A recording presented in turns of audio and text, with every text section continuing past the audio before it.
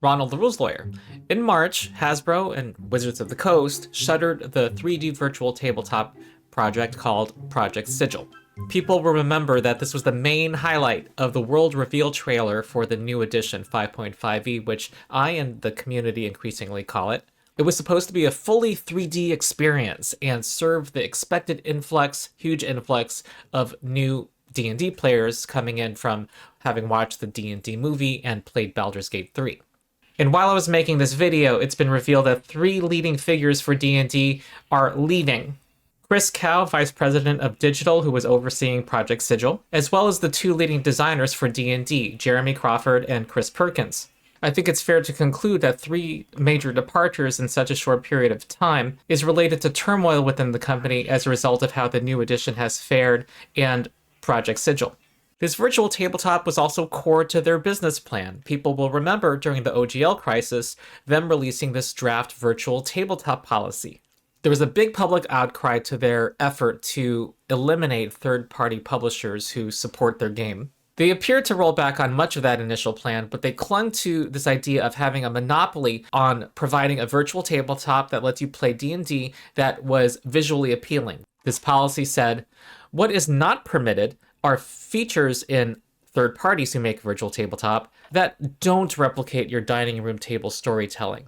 If you replace your imagination with an animation of the magic missile streaking across the board to strike your target, that's not the tabletop experience. That's more like a video game. Only Wizards of the Coast was to be able to make a VTT that has the production values of a video game. This is where they saw the money, and the ability to animate magic spells is what they highlighted in their publicity videos. Then I'm going to hold out my hands and cast Magic Missile with all of them focused on the Ankh. In today's video, I'll talk about how the decision to make a new edition, 5.5e, was central to Hasbro's plans to increase its profits, how it failed to meet Hasbro's unrealistically high expectations, and also how Hasbro's business decisions have made it underperform from what you'd normally expect from a new D&D edition. A number of other channels have covered how it seems to have underperformed. I'll try to, in this video, answer why that has happened. So first, to introduce myself, I am Ronald the Rules Lawyer. I am a lawyer who runs tabletop role-playing games. My preferred system is Pathfinder 2e.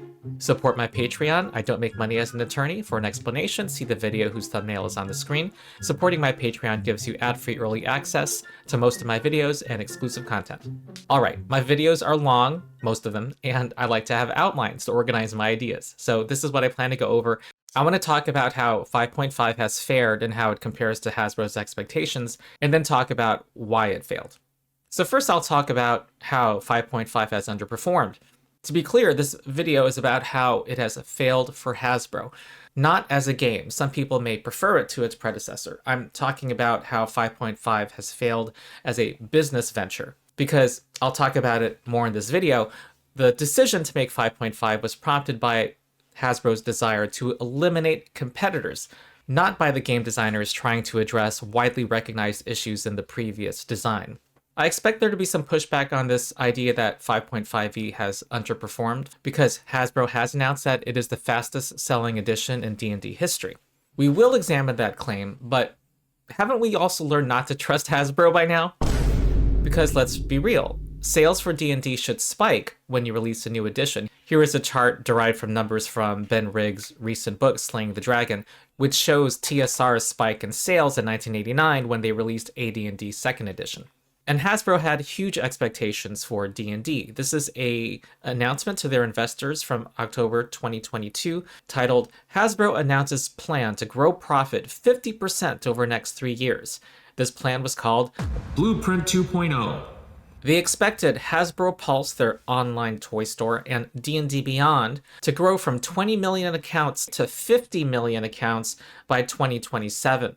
And as I covered in this video, we all remember Cynthia Williams, then CEO of Wizards of the Coast, saying that D&D was heavily undermonetized and that they needed to get at the players at the table, not just the DMs, to unlock the type of recurrent spending you see in digital games and create a recurrent spending environment.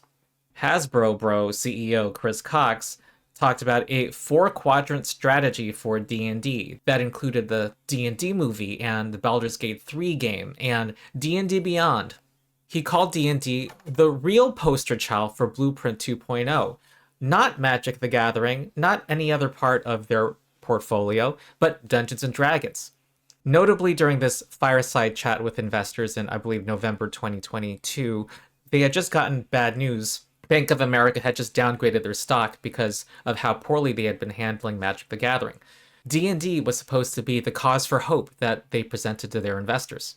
Now, they probably saw the growth of interest in D&D and tabletop gaming in general during the COVID pandemic and saw an uninterrupted line of growth into the future. Now, we all kind of know by now that these huge expectations were not met. We don't have 50 million D&D Beyond accounts now. In fact, they announced that they're at about 20 million, which doesn't show much growth from 3 years ago. And the number of accounts is different from how many people are actively using them. But 5.5 also doesn't seem to have produced the usual surge in sales you expect with a new D&D edition. When the Player's Handbook released last year, Wizards of the Coast ballyhooed its sales, calling it the fastest-selling D&D product ever. I found a lot of uncritical articles just quoting Wizards of the Coast here. In general, running out of stock isn't a good thing. It shows you didn't print enough. And it's possible here that Hasbro anticipated a bigger market shift away from physical books towards digital, and that didn't pan out. And we're told that they printed 3 times as many books as they did for the previous edition in 2014. Now, no one can convince me that the player base for D&D isn't much larger than 3 times as large as it was in 2014, before Critical Role, Stranger Things, and Baldur's Gate 3. We're given no hard numbers. We're only given relative numbers and comparisons that are suspect. I think this is the most damning piece of evidence that exists, but the incomplete information about sales that we do have doesn't dispel this impression. In September of last year, it came out that the number of physical book sales is quite low, whereas the 2014 Player's Handbook in its first week sold 22,000 copies, 2020's Tasha's Cadron of Everything sold 133,000, the new Player's Handbook sold in the week of September 15th, 3,773 copies. Now, I was a bit skeptical when I saw those figures. It seemed too low to be believable. And also, this is about physical sales, and we all know that they're heavily pushing digital sales. However, why are Hasbro's press statements focused on physical books only and not on digital sales, which is their main focus? And what are they telling investors, who, of course, they want to put the biggest positive spin for? I found the following information from Dungeons & Discourse's video dated March 7th. I have a link to it in the description. Admittedly, it's hard to find a specific video on her channel because there usually is a D&D scandal every week that she covers. So yeah, I provide a link. But in their recent report to investors, their sales by Wizards of the Coast under the category tabletop gaming as opposed to digital and licensed gaming fell from $265.6 million in the last quarter of 2023 to $207 million in the last quarter of 2024, the quarter when the new edition released. Well, maybe this was made up by digital sales because they are moving towards digital, but the increase in digital sales doesn't make up for the difference. Overall, there's a net loss. Now, admittedly, this does not disaggregate D&D from their big moneymaker, Magic the Gathering. However, one would expect, well, at least not a drop in these figures. Also, the sales from 1 year prior had probably been depressed for D&D because everyone knew there was a new edition around the corner, and that usually lowers sales for your current edition because they're about to be out of date. So that's pretty alarming. And then, of course, the news last month that the 3D VTT project was being shuttered. They are laying off 30 staff members, which is 90% of their team, including the project lead. Now, I want to make clear that I think that the fate of the 3D VTT is a separate question from how the rule set has succeeded among the player base. I think that even if everyone were gung-ho about 5.5 and it was drawing in a new audience, that this project probably would have failed regardless. But this was supposed to be the tentpole for the new edition for Hasbro. So yes, I think it's fair to say that for Hasbro, 5.5e has failed. Also, I've been talking in recent videos about how I believe there is a quiet sea change in the player base from D&D to other systems. D&D almost certainly accounts for the majority of TTRPG players, but it seems anecdotally to me at least that its number one position is diminishing. You can say that there was a loud shift away from D&D, and not just D&D, but the company that makes it, during the OGL crisis in early 2023. Many people declaring that they're not going to buy another product from Wizards of the Coast. And that was followed by other scandals, and I called for boycotting WOTC after they sent Pinkerton goons after a Magic the Gathering player, the notorious company known for union busting. I also called for firing the executives, including CEO Chris Cox, after they conducted Christmas layoffs later that year. In reality, whether or not people think of themselves as participating in one or not, there is a de facto boycott of Hasbro going on, often expressed online by people who are so disgusted by the company that they can't make themselves spend money. And there's been a lot of interest and hype around alternative systems like DC-20 RPG and Draw Steel by Matt Colville's company and Shadow Dark and many others. But I think that most people in the D&D community had a more pragmatic wait-and-see approach. People online tend to have the strongest opinions and are not necessarily representative of the entire player base. I think it's fair to say that most people wanted to see the final rules before deciding whether they would move on to the new edition, thinking to themselves, okay, maybe Hasbro is sketchy. They may or may not even know about the scandals, but given that, perhaps there's some significant improvement to the game, and that improvement had to be significant. However, what resulted was a not a new edition of D&D. Normally, people abandon a previous edition for two reasons, I think. One, it breaks compatibility with the previous system, which is no longer going to be supported by the company. And two, it gives enough improvement to your gameplay experience to justify the time and cost that you have to put into the learning and buying the new edition. But 5.5 seems to have failed at both number 1 and number 2. The transition from D&D 3.0 to 3.5 is arguably comparable to the amount of change we see in the current edition. But it also indubitably accomplished number 2, giving enough improvement to get people to move over to the new edition. It addressed things that were almost universally seen as problems, and it was transparent why the changes were being made.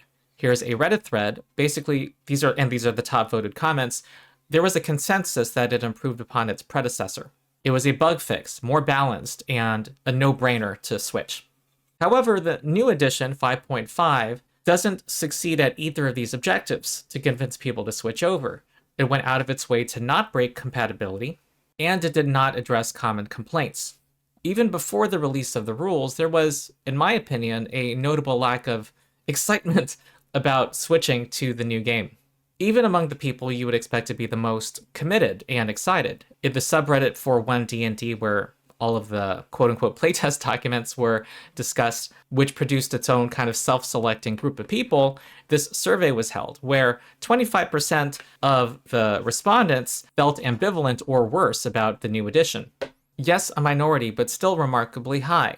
You don't want 25% of your most committed people who are trying to help you develop the new edition not being on board and not knowing what you're doing. And since then, there have been mixed reactions. Most people see the new edition as overall an improvement, but there's a good number of people who are looking at the new rules and taking what they like about it and importing it into their 5.0 games. The Dungeon Dudes, one of the major D&D channels, made a video about doing precisely this. They also put out a video on why they're not switching to the new edition. Spoiler alert, their main reason is they don't want to disrupt their current campaigns, which are high level and near completion. This is true with every edition change. But they also acknowledge as valid other reasons people may have, such as no longer supporting WOTC, and other reasons that together amount to saying, well, the new rules are not that big an improvement to justify the time and cost. By the way, all the videos I mentioned will have a link in the description. So for that majority of players who reserved judgment until the rules came out, they now have rules to judge. And a lot of them apparently didn't buy the books to judge them, probably getting information from word of mouth and, of course, online.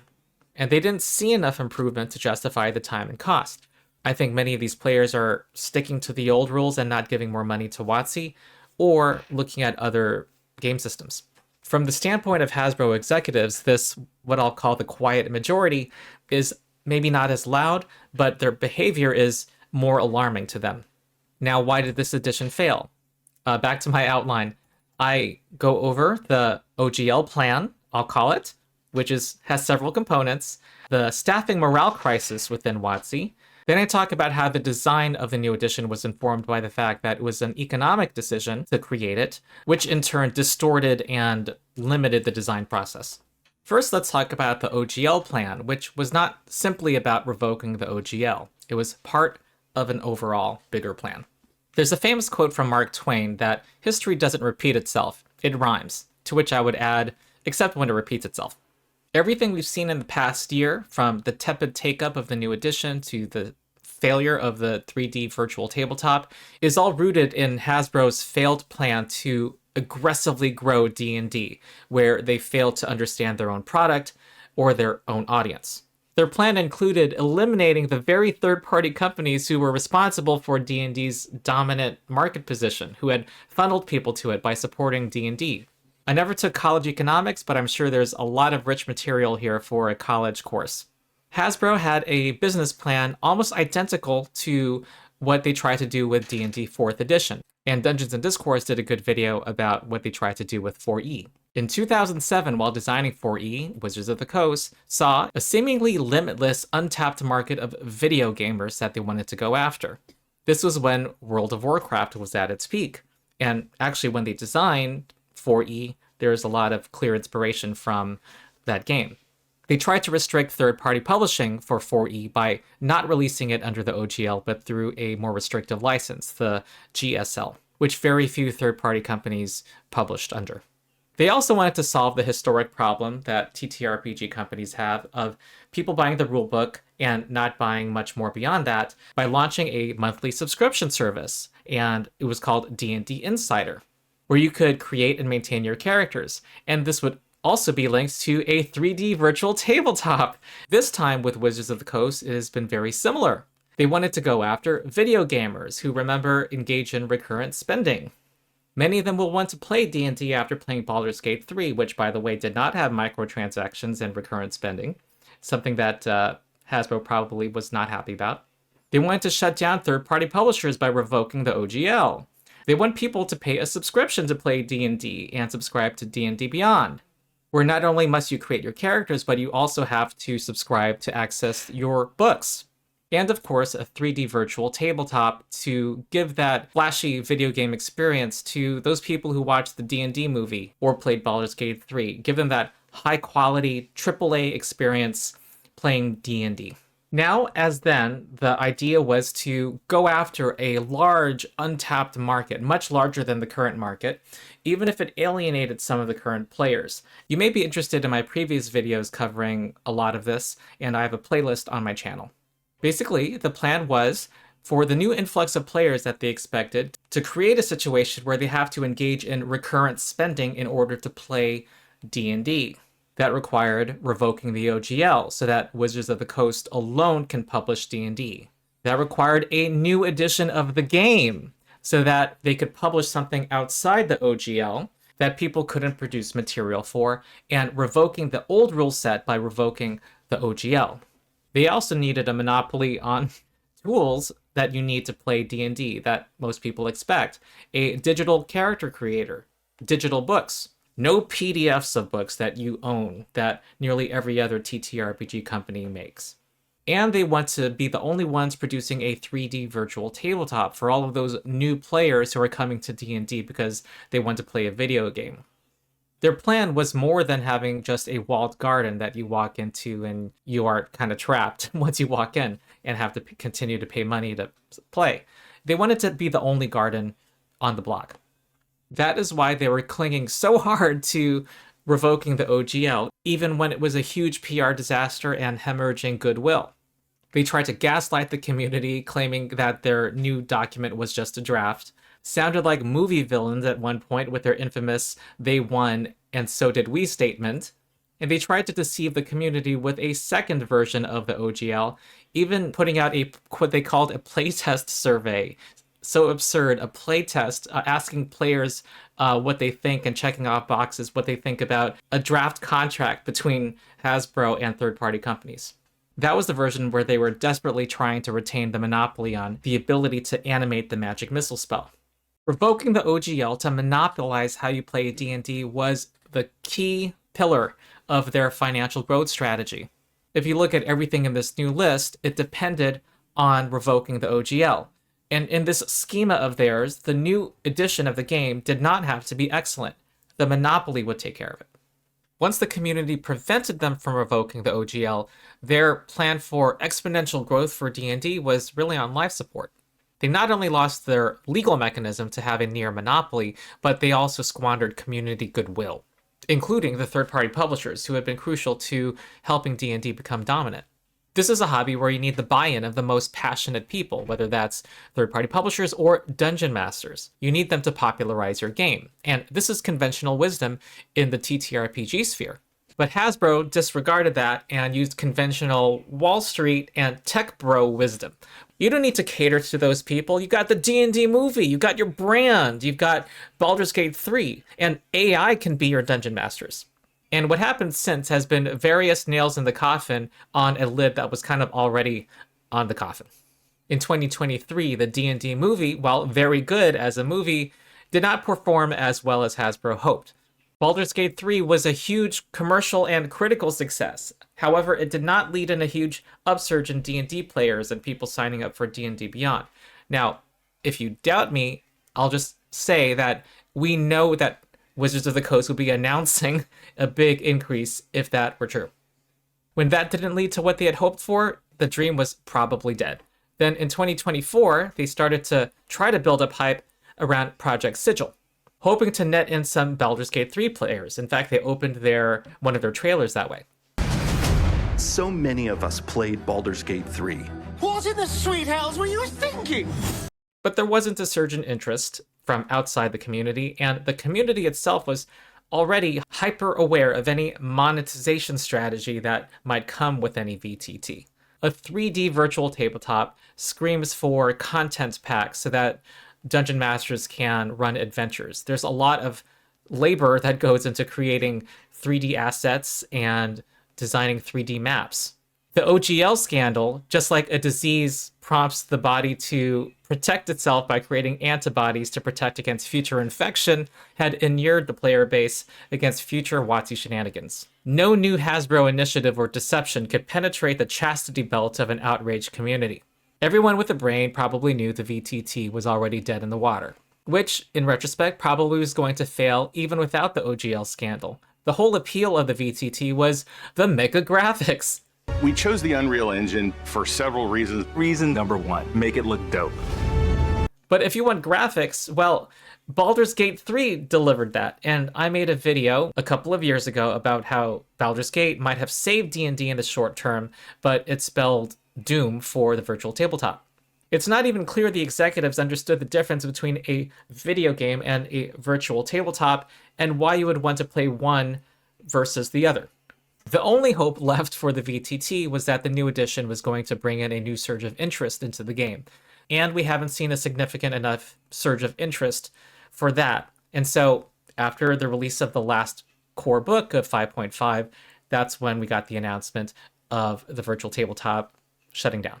This is the final nail in the coffin for what I'm going to call the OGL plan, of which the having a new edition was a key part. Remember that D&D was the poster child for Hasbro's goal of increasing its profits 50% over 3 years across its entire portfolio. Now there's nothing that can meet that goal, not within D&D. Again, players might be happy with the new edition, but for Hasbro, the new edition was a failure. And this crisis is leading to even more important, I think, crisis for the long term, a crisis of staffing and of morale. They are losing their most important capital, which is human beings and their will to create for them.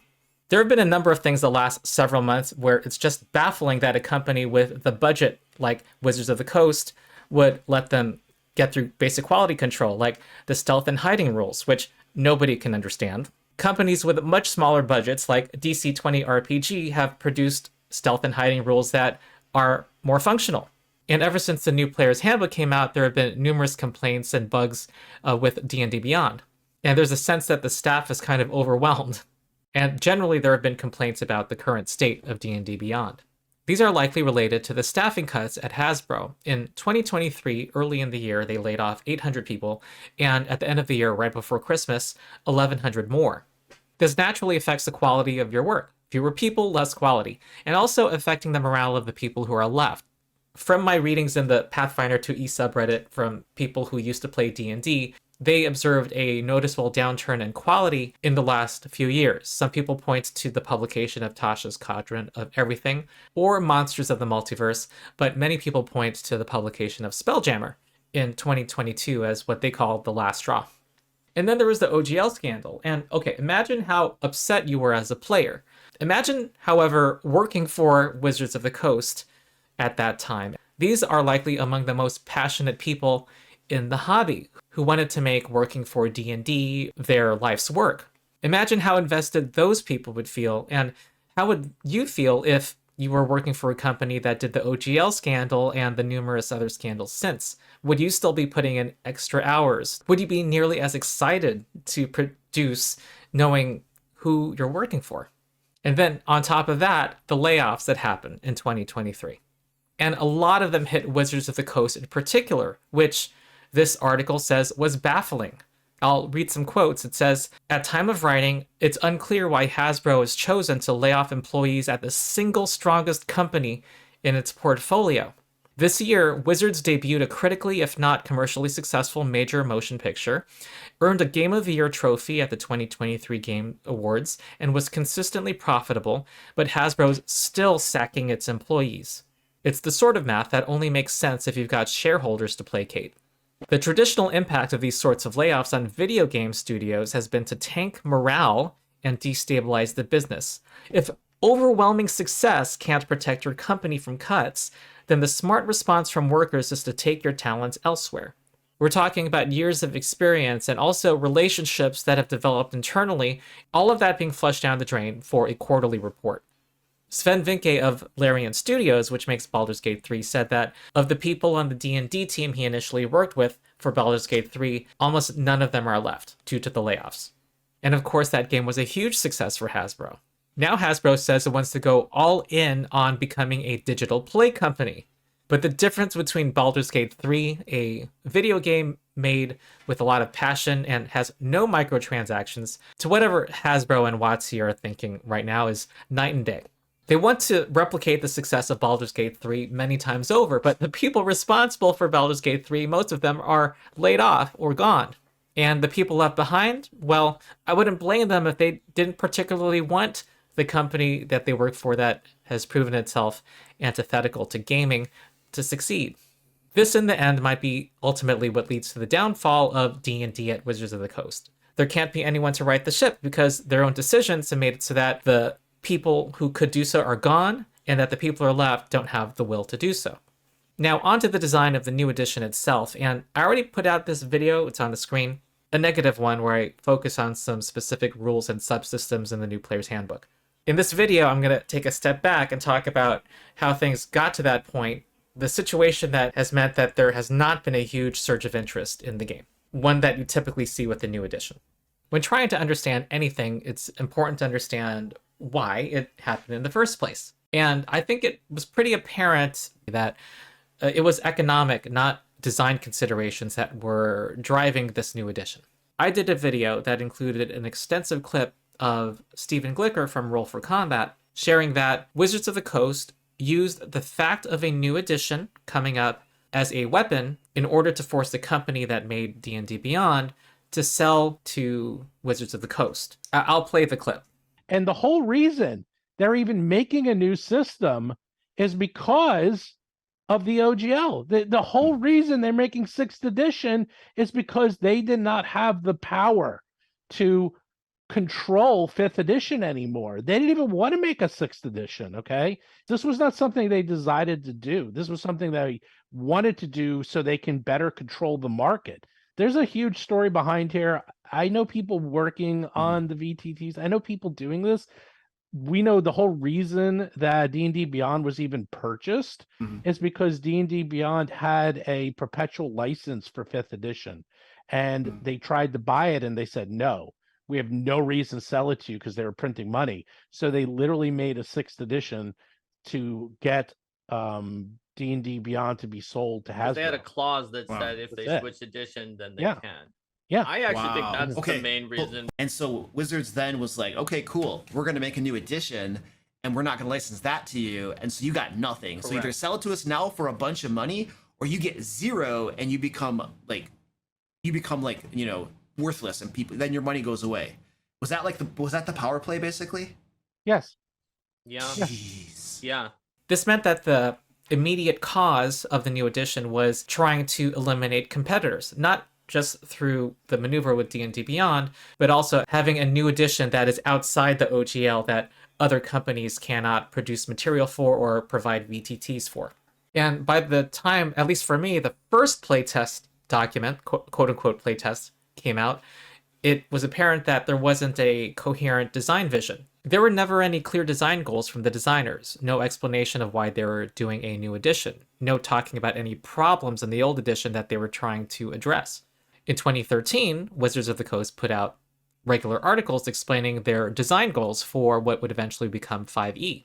Now, if you were to find these articles, you'll find that their initial plan of creating a set of modular rules, having a simple core that you can add onto, did not become the final product.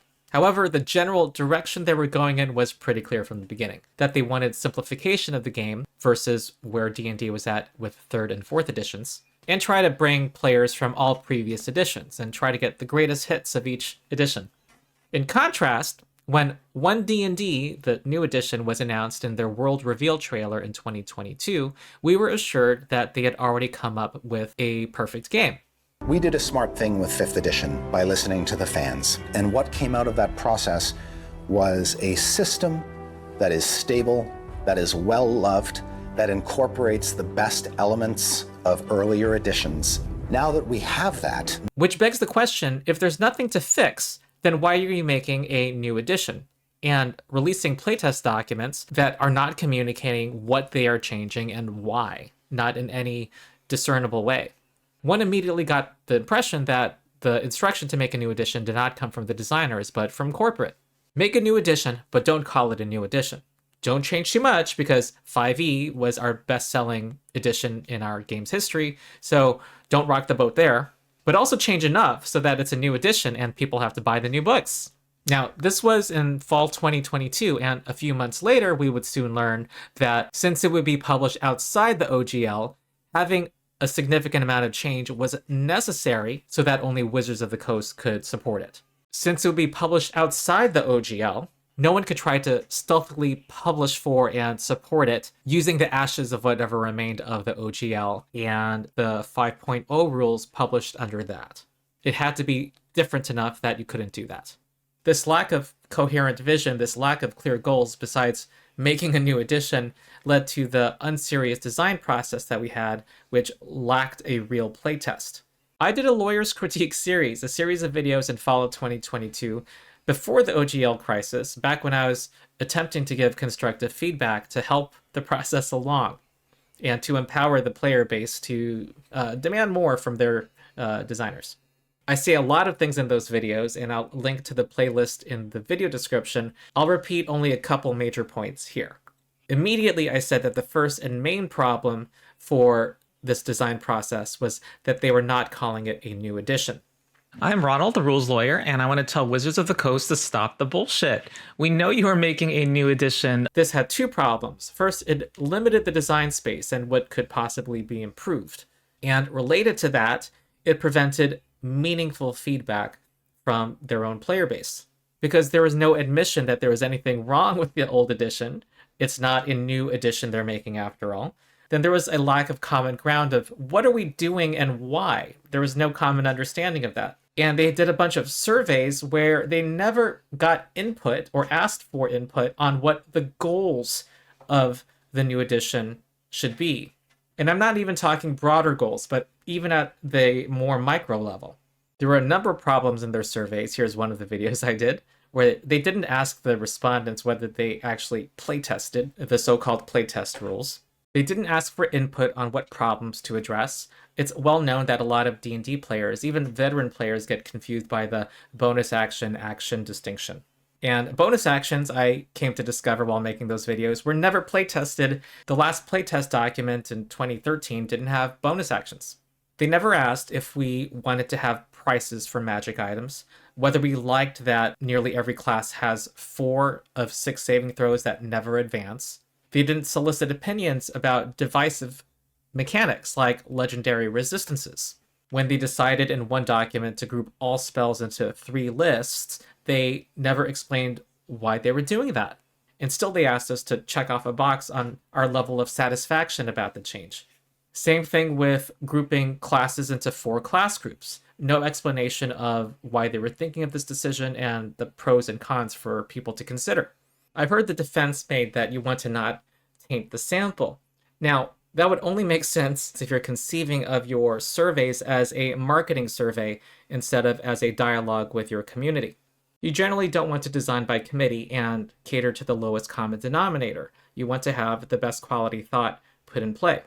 And then we had questions that conflated several changes into a single prompt, like this question, are you satisfied with the new critical hits in one of the early playtests, where that document was testing 4 different changes. This was the document that made smite and sneak attack damage not double on a critical hit, that removed critical hits from spell attacks, that removed critical hits from monsters, and replaced them with, instead, recharging of rechargeable abilities. All of that was prompted by a single question asking if you were dissatisfied or unsatisfied. I can't find it anymore, but I remember the survey asking for one of the classes, let's say the druid, asking if your level of satisfaction about the level 4 feat class feature, and then the level 8 feat. A silly thing to ask on its own, but where was the question asking people for their thoughts on their eventual decision to standardize all subclasses to be attained at level 3 instead of some classes getting them earlier? There was no question about that. It's all very muddled, and it's not clear why they are doing these things. It's not transparent, and it's rooted in that fundamental flaw that this whole redesign process, this effort to revise the game, is not acknowledging that there's anything wrong with the game that they're revising. And very related to that lack of goals is the lack of a serious approach to the dungeon masters. The surveys were not asking if you were a dungeon master. And for a TTRPG, 5e is a system that very much relies on the heavy lifting by a dungeon master. And your dungeon masters are your proselytizers, your recruiters, the people who make the game happen. If there was any design goal in this new edition, it was the non-stated one of giving new toys to players, which is consonant with what we were told by Cynthia Williams in the Fireside Chat in late 2022, where she said that they are not monetizing D&D enough and that they need to focus on the players at the table, not the DM. They were the ones that WOTC saw as the priority, and that's why 90% of the whole playtest was just sifting through class features, canvassing players for what they like most. Players are the majority of people who give recurrent spending. So again, economic considerations, at least conventional economic considerations, because players are a numerical majority. When, if you are to know this hobby, you know that it's the dungeon masters who are the ones you need to convince. In summer of 2023, they showed at Gen Con this slide that showed that they anticipated playtests for the Dungeon Master's Guide and Monster Manual to be at the very end of the process, starting with Article 10. And I don't think we got to number 10. Needless to say, wanting to sell more is not a design goal. The lack of a design vision of goals for this redesign was shown most clearly by the fact that there was no real playtest. There were no monsters from the new edition or adventures featuring monsters that people could test the new classes against. Now, in my past videos, I pointed to how Paizo did playtests for Pathfinder, but I don't need to point to Paizo even. It's now standard for many companies like DC20, the Drawsteel RPG, and Tales of the Valiant to hold playtests where people can test the system in its entirety, or a vertical slice of it. Tales of the Valiant has prices for magic items, by the way, and their system is 5e adjacent if you're interested. But yeah, how do you get playtest feedback, quote unquote, about the new classes if you don't have the monsters, which we now know in retrospect were significantly modified for the new edition, to test against. Here's one stark example. The Fire Elemental in 5.0 has resistance to non-magical bludgeoning, piercing, and slashing attacks. How could people be asked to assess the effectiveness of martial classes, which usually rely on bludgeoning, piercing, and slashing damage, in the absence of knowing that in the eventual final version, Fire Elementals don't care if you have magical weapons. They are resistant to all bludgeoning, piercing, and slashing weapons, significantly nerfing most martial characters against those creatures, which are not that uncommon. It's not just elementals. We also have the Wraith and other incorporeal creatures like ghosts, and also the iconic Tarask. They all have the same change where they remove the loophole of having a magical weapon to get past this resistance. Now, the old version was probably seen as problematic because it varied widely how difficult a given creature would be depending on whether a DM gave out magic weapons to the party or not. Well, they solved that problem, but also created a new problem by increasing the martial caster divide in this respect, at least. A highly significant change that in the playtest, quote unquote, which actually never happened, it was never a playtest, the community had no input on, just as they were not asked questions determining goals for the new edition. People were not allowed an opportunity to improve the game through an actual playtest. This also meant that the encounter creation rules for the new edition could not undergo any serious playtesting because people had no monsters to test that system with. There's also a period in the playtest process where they abandoned the initial amount of change that they were making to the game. In summer of 2023, with playtest document 6, they made clear that they were no longer considering a number of significant changes that existed in previous documents. This likely can be, and this is my theory, traced to the fact that before the OGL crisis, they had wanted to make a break with the past in order to accomplish everything that they wanted to do with the OGL plan. And afterward, they were panicking because they had lost a lot of community goodwill, and they decided to make a hard right turn and be much more conservative with their redesign. Let's not rock the boat anymore. We got a good thing going with 5e. Let's just keep it going. So after the OGL crisis, the playtests became much less frequent, as well as much less experimental. And playtest 6 that summer, they said, was the first of the player's handbook refinements documents as opposed to experiments. What has resulted has been a not a new edition. They say that everything from 5.0 that is not substituted by something with the same name in 5.5 can be used just fine in the new edition. There might be some hiccups here or there, such as with subclasses, but overall, you can do so. As a result, 5.5 reads like a set of alternate classes alongside extensive errata. Then they apparently realized at some point, well, maybe they knew this all along, given the fact that the new edition was an incremental edition and a lot of people might just kind of stick with the old edition, that they might need to do something more forceful to get people to switch to the new system. And so we had the new D&D Beyond scandal of mid-2024, where they removed people's purchased content from the previous edition, and people had to use the new rules, the new versions of classes, and they had to manually produce any older content, things that they had purchased before. Not backwards compatible anymore, or at least not easy to use the two systems side by side through their exclusive D&D Beyond portal. And well, they were forced to climb down on that as well, because as it turned out, many people expressed that they're sticking with the old rules, at least at that time. And since then, I think it's fair to say that the overall reception to the new edition has been lukewarm. I think a majority of people would agree that it is overall an improvement on the previous edition, but that they aren't necessarily chomping at the bit to try the new toy. Again, Dungeon Dudes put out a video explaining why they're not switching to the new system, at least with their current campaigns. But they also acknowledge other reasons, and these are echoed in the comments to their video as to why they would not make the switch, including liking some of the older rules better. But there's something else I didn't anticipate, expressed in this comment to that video where someone wrote, "Reason number 6, You've already homebrewed 2014 5e into a semi-new game to fit your group, and sunk cost fallacy for that labor is kicking in. I mainly run Pathfinder 2e, and one common complaint I hear in that community and other non-D&D communities about trying to convince D&D players to try their favorite game is that feeling of a sunk cost, that a lot of D&D players have put a lot of time into learning D&D. Not only because D&D is a crunchy system and there are some holes and inconsistencies in the rules that even D&D players will acknowledge, but also because their groups, in order to contend with those issues, had to create a lot of house rules.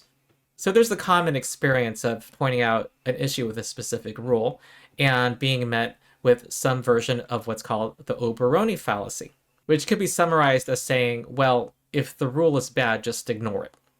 There's a culture of let the DM fix it, where every table has their own set of house rules that rejects the design decisions of Wizards of the Coast in some way. Wizards of the Coast has perpetuated this problem by, 1, not addressing the issues, and 2, by declaring that DMs can simply change what they don't like. They get to excuse themselves from having to address these issues. I'm looking at you, Stealth and Hiding rules. And they get to take credit and claim that DMs having to make up their own rules or make their own calls is a so-called virtue of the system, when it's them passing on the designer's work on the DM. Every table with their own unique set of house rules that changes when you go from one DM to the next contributes to this feeling of sunk cost in time and sometimes money. For example, when you're buying third-party supplements to improve a published WOTC adventure. Because of the power of the D&D brand and the fact that it's easier to find D&D players, WOTC has been able to get away with giving people less rule support, which forces people to put labor into patching those issues, which in turn discourages people from even thinking about trying other systems. It's a vicious cycle. It's been hard enough to learn D&D, is the refrain. Even if that other system might address some of those problems, might provide an experience they might like more, and might even be simpler and less time-consuming in the long run. Well, WOTC now has the problem of having created the best competitor to their current game, their previous edition. Behind what seemed like people being increasingly dependent on WOTC's D&D was people becoming more self-reliant. People had house-ruled 5.0 and so had become accustomed to not relying on WOTC's rules. So when 5.5 comes along, a significant number of people are not adopting them wholesale as a system, but treating it as yet another system of cobbled together rules to cobble together with their own already cobbled together set of rules. And it doesn't help, of course, that Hasbro lost the goodwill of the community and a lot of people don't want to spend another dime on the new books. And what's worse for Hasbro, because they lost on the OGL, other companies can publish under the OGL games that provide a 5e-like experience, like Tales of the Valiant and Level Up Advanced 5th Edition, to cater to those players who still want to play 5e or some version of it while not giving money to WOTC. So yeah, the community's response has been kind of lukewarm. Sure, there's new toys for players, but it's DMs who have to run it, and not enough quality of life improvements to make DMs want to drop everything and put in the time and money to adopt the new system. In the Dungeon Dudes video, they compare trying to sort out the differences between the two editions in their minds as playing one of those spot the difference games where you're given two seemingly identical pictures and trying to figure out what's different, which I think highlights the issue. If the changes in the new edition were so compelling or such an improvement that people would react with, oh, there's no going back, this is a definite improvement, or if the intent behind these changes had ever been communicated, then yeah, I think there'd be less confusion between the two editions. I think the apathy among some D&D players towards the new edition is perhaps best expressed by this one comment: WOTC is underestimating the power of my laziness. Okay, so now we end with some final thoughts. You can't separate an assessment of 5.5e from the OGL plan.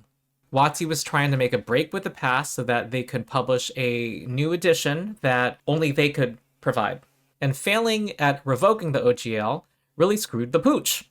The final nail in the coffin was the death of the 3D VTD. Now there's nothing that can meet D&D's goal of having tens of millions of new subscribers to D&D Beyond. Many D&D players might be happy with the new rules, but for Hasbro, 5.5 is a failure.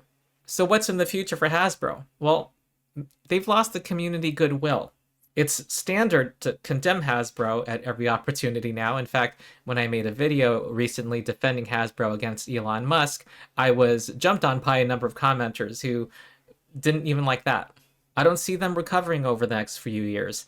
And between 4E and 5E, they did recover, but that required some time to pass. And also, they wiped the slate clean, and they broke with their failed previous strategy. And it's unclear to me whether people will ever give them a third chance, especially since they seem to have doubled down with a new outrage every few weeks, it seems.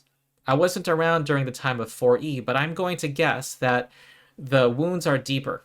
And unlike before, there are several third-party companies that used to support D&D, but have now gone the Paizo route and are now publishing their own competing alternative tabletop role-playing game system.